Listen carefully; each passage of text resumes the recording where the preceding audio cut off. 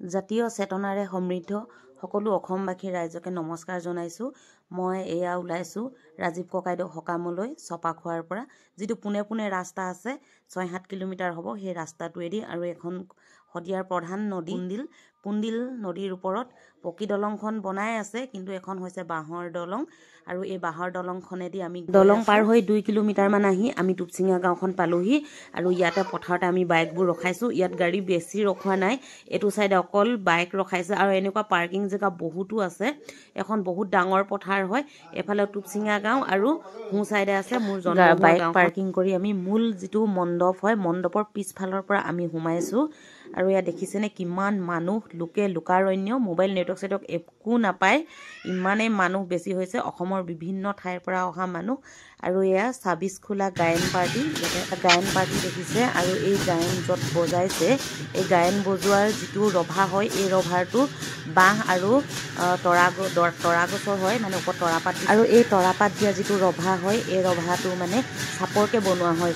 যেতিয়া গায়ন বজায় তেতিয়া যিজন মানুহে বজাব সেই মানুহৰ মূৰত লাগিব লাগে বুলি আমাৰ এটা লোকবিশ্বাস আছে। আৰু বুঢ়া মেথাসকলে তেনেকৈয়ে কয়, কিয় লাগিব লাগে সেইটো বাৰু নাজানো।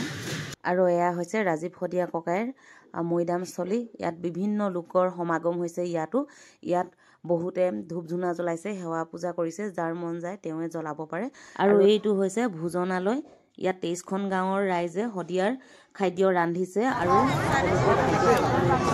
এয়াই হৈছে শদিয়াৰ ৰাইজৰ মৰম। চাহ দিলি? এতিয়া ভাত খাব আহিছো। গীতু কেইটা বজাত আহিলি?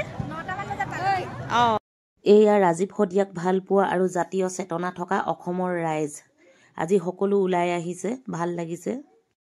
আৰু এয়া হৈছে গায়ন গোৱাসকলৰ কক্ষ। ইয়াত তেওঁলোকৰ জিৰণিৰ কাৰণে দিয়া হৈছে।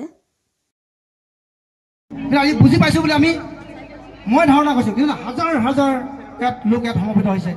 এইটো খুব দৰকাৰ আছিলে আচলতে। খাদ্য চাৰ্টখন খুব সুন্দৰ হৈছে, পৰিপাটি, সকলো ৰাইজে খাবলৈ পাইছে, পানী পাইছে, চাহ পাইছে, একো বাকী থকা নাই। আৰু এইখন হৈছে মোৰ জন্মগাঁৱৰ কক্ষ খাদ্যৰ। মই ইয়াতে খালোঁ ভাত দুটামান।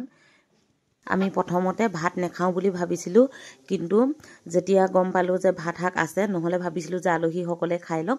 মোৰ যিখন গাঁৱত মই জন্ম হৈছিলোঁ সেই গাঁওখন হ'ল টকাজান আহোম গাঁও। তেওঁলোকেও খাদ্য ৰন্ধা বঢ়া কৰিছে আৰু ক'লে যে অকণমান খাই যা। সেই শেষত খাদ্য খাই মেলি আমি উভতিছোঁ। এটা টাইমতো অসমৰ বিভিন্ন ঠাইৰ পৰা মানুহ গৈয়ে আছে। ইয়াত দেখিছেনে ইমান ভিৰ লাগিছে। এতিয়াতো লাইট জ্বলাবলৈ হৈ গ'ল, গধূলি হ'ল, বেলি পৰিল, আন্ধা হ'ব হ'ল। আমি আহি আছোঁ আৰু এতিয়াও বহুত মানুহ আহি আছে।